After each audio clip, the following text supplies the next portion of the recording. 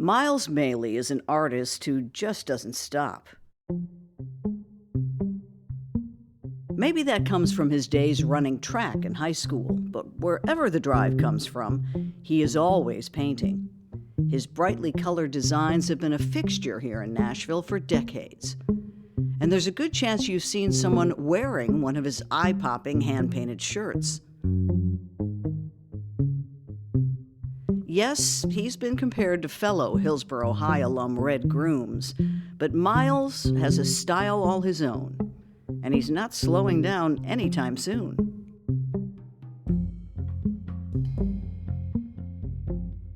I'm Demetria Kalodimos. It's Banner & Company.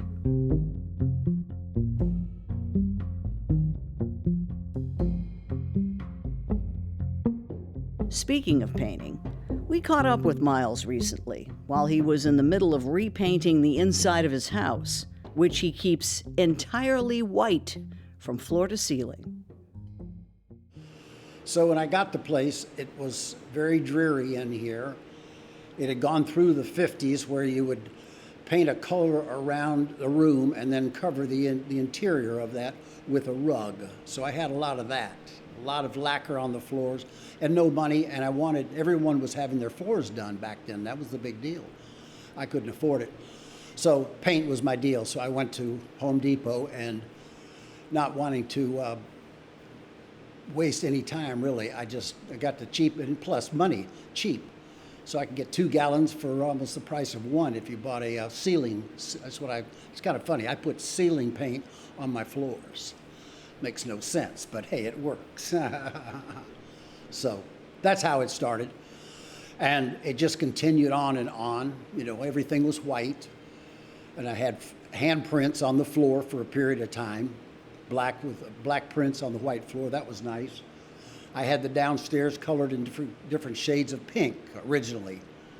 Just had a little green, a little red there, just kept mixing each as I went room to room, but got tired of that and went straight white. People call it the White House, and it's funny. I can say Christmas at the White House, come to Christmas at the White House. And years ago, I had a big statue of President Obama. So as you came up, there he was to greet you at the White House. So anyway, it's been fun. People enjoy it. I'm always working on something. I was working on clothes yesterday, and I got those done. So I'm waiting on some new clothes to come and some aprons. I do ladies' T-shirts, V-neck, 3/4 sleeve, paint everything, front and back, sides, everything. Not too many different images, but you have flower images, you have buildings, New York City a little bit, more flowers, cowboy, got ships, and I'm so proud of these. I'm signing them. Hey!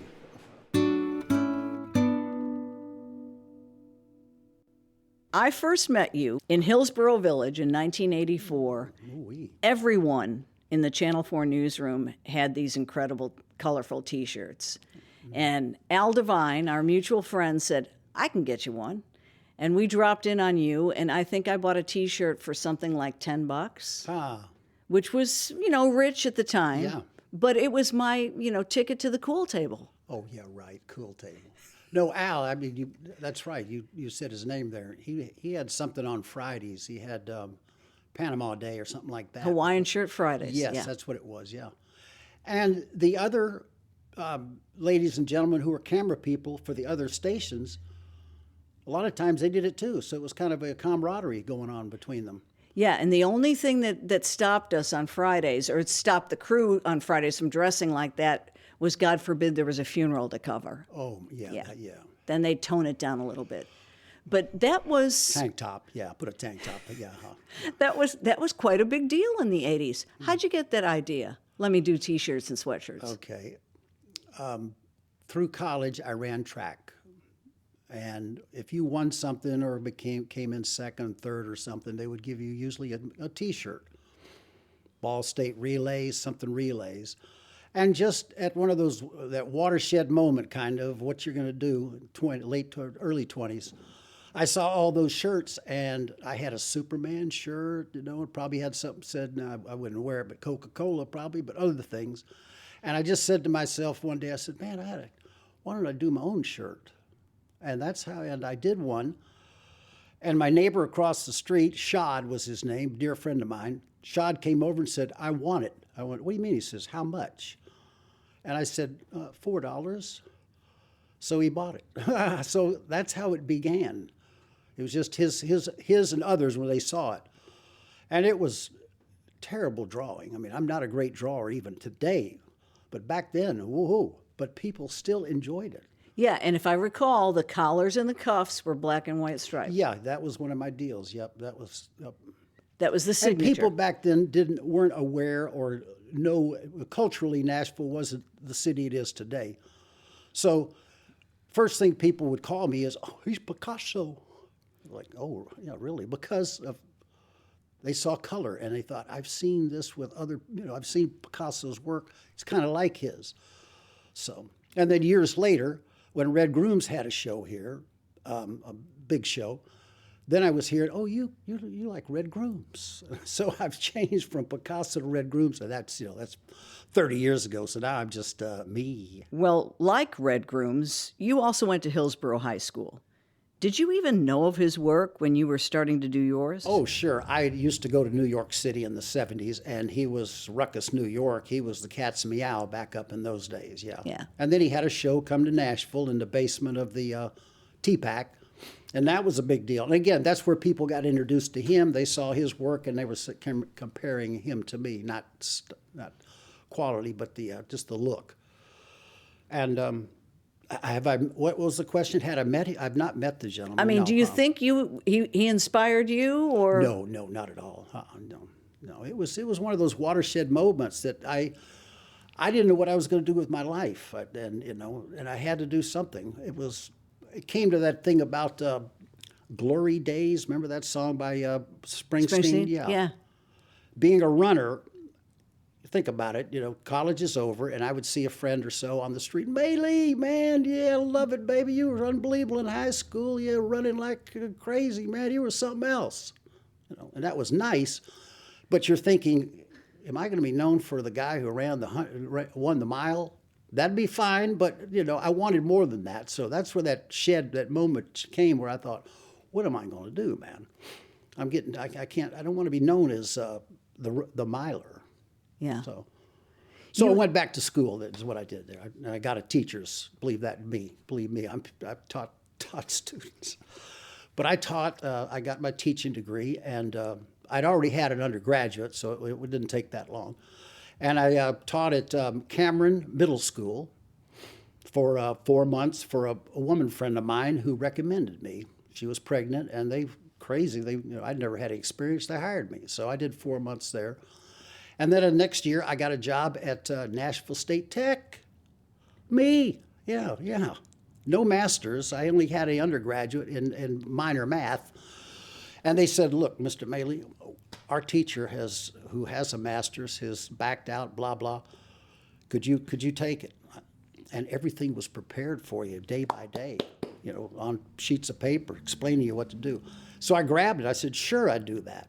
So when I had that job, at nighttime I went to Drawn's Junior College and taught there once a week. And that was grueling because that was a 4-hour class, everything in one day. So I had those two going on at once in my, let's say, 28. And the next year comes around, Nashville, Texas, thank you, Mr. Maillie, but we found someone with a master's and we're going to have to let you go. Drawn's, I had a woman who grabbed me by the tie, threatened me because I had caught her cheating, and so I finally said, yeah, I've had enough here too, thank you. So I'd lost both those jobs, and that was where, again, it was that watershed moment, and I looked at it, and either you walk out the diving board and you dive in if you got the guts, or you get pushed. And I kind of got pushed in with the loss of the jobs.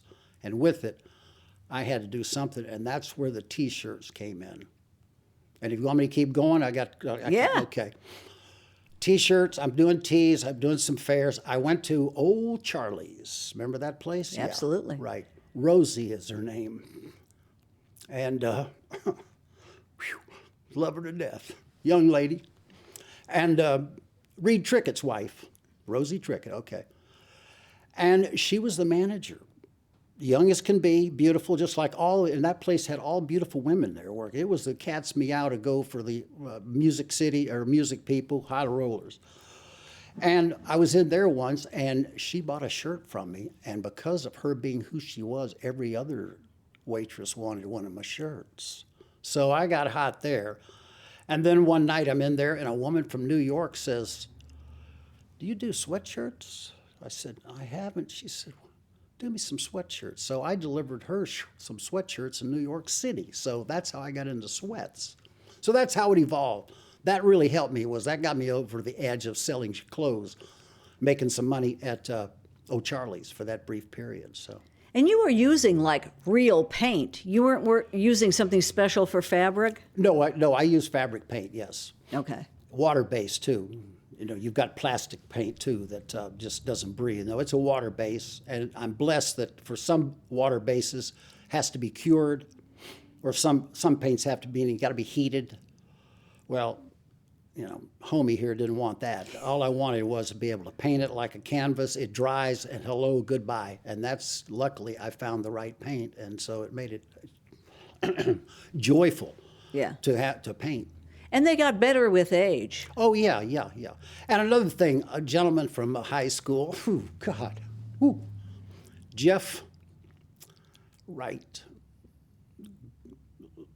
had the high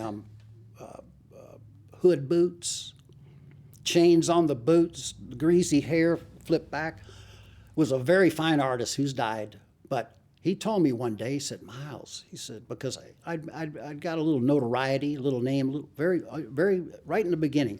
Italian Street Fair was coming up. Said, "Myles," he says, "you know what you got to do?" I said, "What?" He says, "You got to paint on location." I went, "No, man, it won't dry out there." I says, "I don't care. You paint on vacation." I went, "Okay." Damn, if that didn't just bring people over watching somebody paint. And invariably someone would say, "I want that one. It's soaking wet." I'd have to say, "Look, come back in 45 minutes. I'm going to, put it out in the sun here, and hopefully it'll dry." But it was the smartest idea for him to do that. It just attracted people. It's Banner and Company. I'm Demetria Kalodimos, and we'll be right back.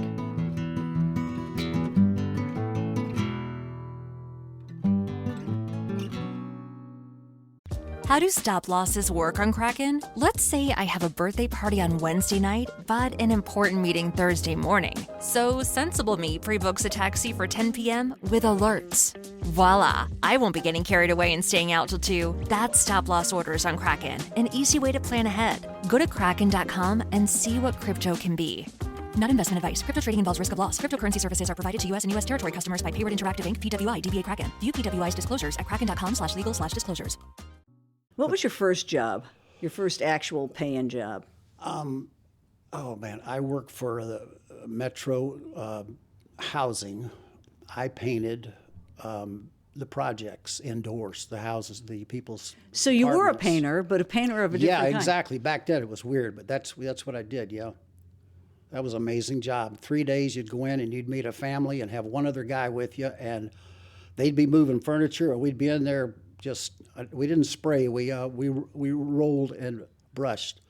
But you'd meet a family intimately for 3 days and then goodbye and knock on another door and 3 more days working their place. So over and over and over again. And we would go to different projects too. So it was good for me. And then I did grass cutting too with them too. That was the first, was grass cutting. For Metro. Yeah, Metro, man. I remember I just fell out once, and it was lack of salt. But I was fine after I got some salt. But you don't stop. Boss man says, "Okay, you guys get that area there," and it's 100 degrees. Were you pushing a mower? Yeah, it was a push. Yeah, I wasn't cool enough to get to riding mowers. Yeah. So, because I was the last hired, so to speak. So, but it was good. So were mom and dad pressuring you to get into a nice, stable business career like your dad had? Or? Yes. Yeah. We had those issues. My dad, being a businessman and somebody who hired people, he knew, as he told me, he said, "Myles," he says, "you come in my office at 30 years old with all this, and this, and this, and this. goodbye. I ain't going to hire you because I know you'll be here 2 years and be gone. So these are all the things he's hit me with the older I got. So, and my mother, again, I only started painting when I was 24, so that's when that all started. So how did you start on the artistic side of painting? Again, there we go, that word I use, watershed. 24 years old, I'm looking at my dad one day and I'm thinking, you've got the outgoingness, the fun-loving, the goodness of him. And then the other side, my mother, I had never explored that side of her, the artistic side. I'd seen my sister's work in high school where she would copy things and just beautiful. But I'd never tried. So I thought, well, I got to see what side of my mother's I have. So I went down to the library and I got, and again, you're in an apartment with roaches now, okay? It's it's those days when you're trying to kill roaches. And I went down there and got coffee table art books, Goya, Matisse, whoever. And you'd come home with, they were big, you know, Heavy. 8 or 9 of those mothers, they would hurt. But you opened them up and you had and lean it up against a wall, you had a painting there on the wall or a large drawing in front of you because it'd say, you know, these books are big, the big coffee table books. So that's where the drawing came in because I would have an image that was that large rather than a normal little book, it'd be so small. And I did a Goya, a drawing of Goya of a woman with a shawl on. Very simple, but I thought, woo-wee, and I took it to my mom and she went nuts. She went, boy, I love this. And being somebody who was very academic, the great thing was that she never, ever said to me, you need lessons or anything. She was just so excited to see somebody who was drawing and having fun with art. So, and it was like, go for it, you know, enjoy it. So that's the way it was. And I appreciated that because my mother could have said that. Said, Myles, why don't we get you into some art classes because you look like you got a little something here. But so that's how it started. And then I started doing some little craft shows. And I was selling T-shirts. And I remember I sold at Ellison Place, I sold $60 worth of shirts down there. And $60 back in the day, man, you went and got yourself some Heineken beer. I mean, it was time to have a cold one. You get 2 Heinekens. I can't stand Heineken beer, unfortunately. But back then, it was like Coors beer. It's like, oh, you gotta have it. Yeah, so. And that was be my celebration. But so that's how it evolved. And more people liked my shirts. I would go to another festival and I'd sell there. And the Italian Street Fair that's gone now was a big money maker for me because people year after year knew me and would come by and get a shirt. So, do you remember any, like, the who's who of who you sold to? I mean, famous folks were wearing your stuff.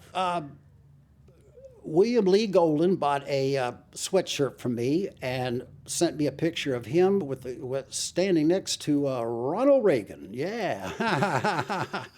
Who else out there? I'm trying to think who has. I sold something years ago to Tanya Tucker, but it was funny. I delivered it to her in a restaurant, and she was in there with a little hound dog, hiding it. You know, she had snuck this boy in, and she wanted to let him loose. But nobody knew it except her, me, and her gang. But so I can't remember any. Probably it could be some others, but I just don't remember it. So you went from copying famous works to developing this very distinctive style. Was that a process, or did it just pop out one day? This is the way I draw. Well, having to shade is a tough thing, right? You want to create a line, let's say, but you don't want to put just a black line. You want to shade it so the colors, when they come together, form whatever you're trying to create there. Well, when you're first starting to paint, that's a tough thing for someone to do, I think. Whereas if I want to show a finger or an arm, I just outline it and you say, oh yeah. I was at Alan Acquires, believe it or not, his studio back when he had one over on the by the railroad tracks over by Fort Negley. And I remember the day, and he had laid out a little drawing on one of his, not a drawing, a photograph from the New York Times. And he had outlined it with like a big marker, just outlined the body and the little, and I went, wow. Yeah, man, that's clean. Everything is recognizable. You know this and that, and that's what I was doing that to begin with, and I continued it on. You know, when I did the piece of Goya, my first piece, it was lined and colored. But the thing I'm very lucky is that I got this from my mother. I'm sure is the color part. I think I'm a good colorist. Yeah. So, and that's helpful. So I like color, and that's where the line idea came from. It's Banner and Company. My guest is Myles Maillie, one of Nashville's best-known visual artists. We'll be right back.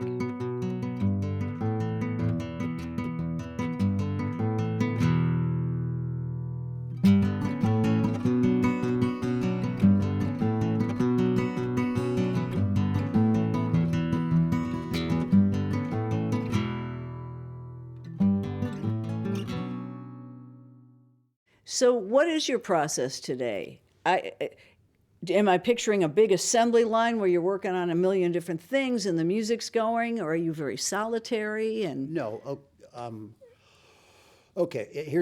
I'll give you today, all right, or every day really now. Yeah, almost every day. I get up early. Why I don't know, but I get up around. I go to bed early. TV can put me asleep. My girlfriend and I will be watching something, and I'm gone. So in the morning, I get up early. I like to have a cup of coffee in the morning, and I go to yoga now. I've been starting yoga years ago, and I go 6 days a week. So, and the reason being, it's so close. You know, I can't make an excuse. It's 2 minutes on a bike or a minute in my car. So I go to yoga. I come back, but before I go to yoga, like today, I take 2 T-shirts and I paint them. They're fast, so they're drying. I go to yoga. I come back. Then I draw, then I clean up the lines. Remember, clean up the lines, and it's done. So by noon, I have 2 tees done. And there's a couple of paintings that need to be framed. I'm working on them.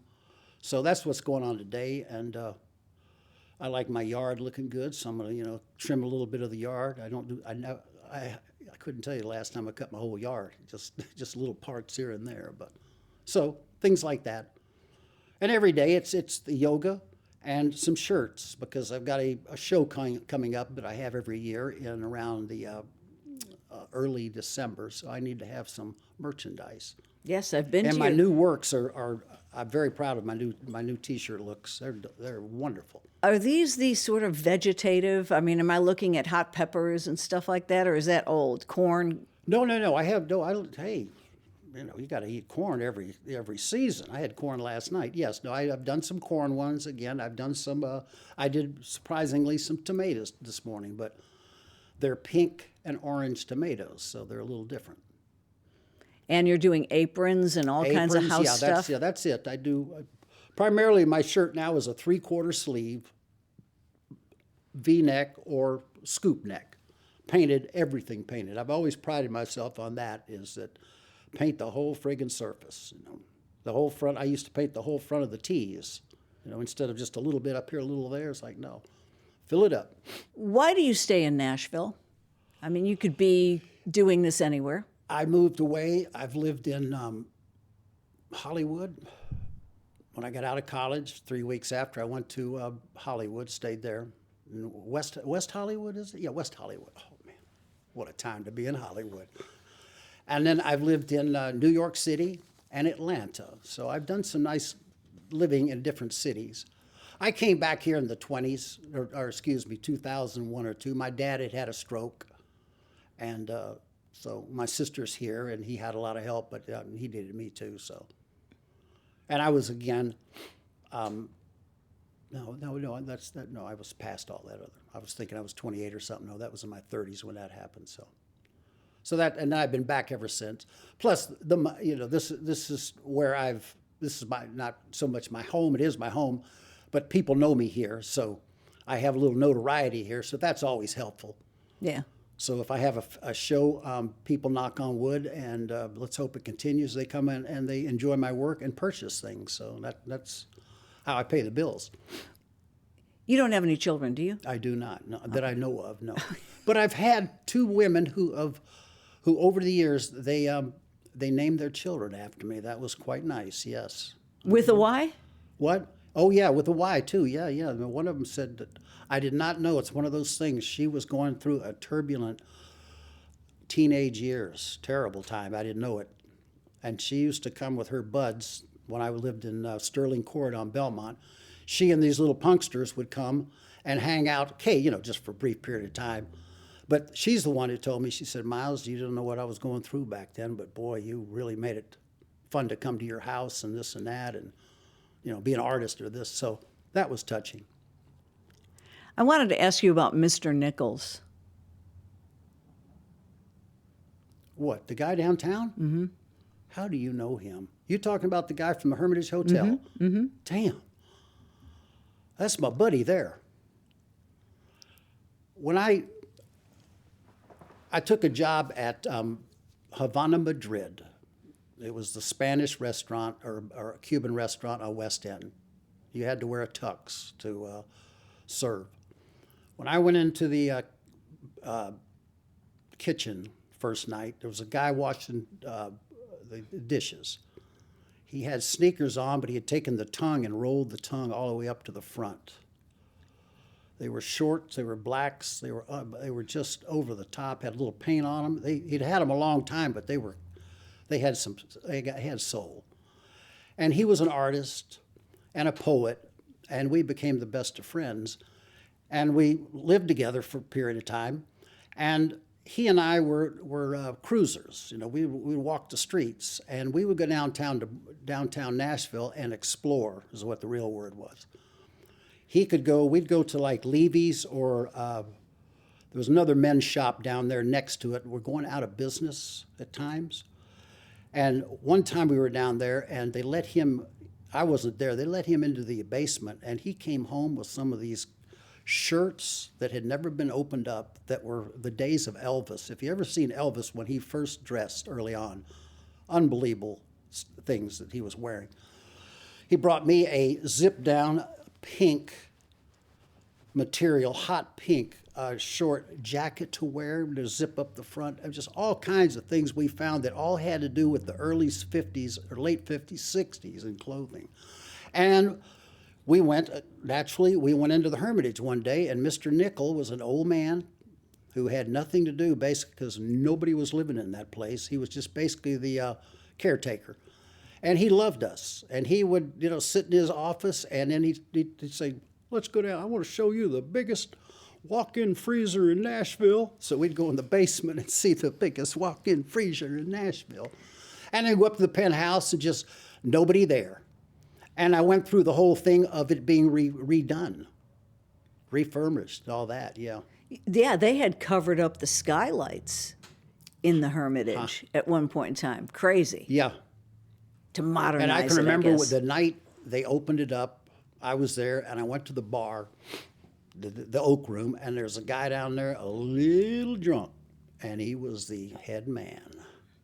He'd been in charge of, he'd been the boots on the ground to keep putting this thing up for those many years, and he was celebrating. He just sitting there at the bar drinking.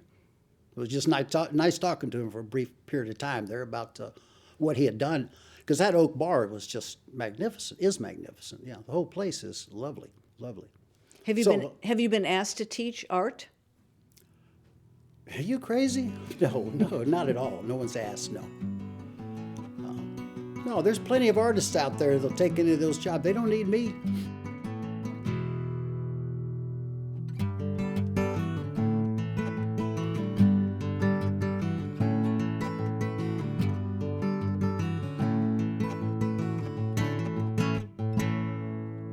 Banner & Company is a production of the New Nashville Banner. Our producers are Steve Haruch and Andrea Tudhope. Original music by Verlin Thompson. Subscribe wherever you get your podcasts or go to NashvilleBanner.com. You're in good company.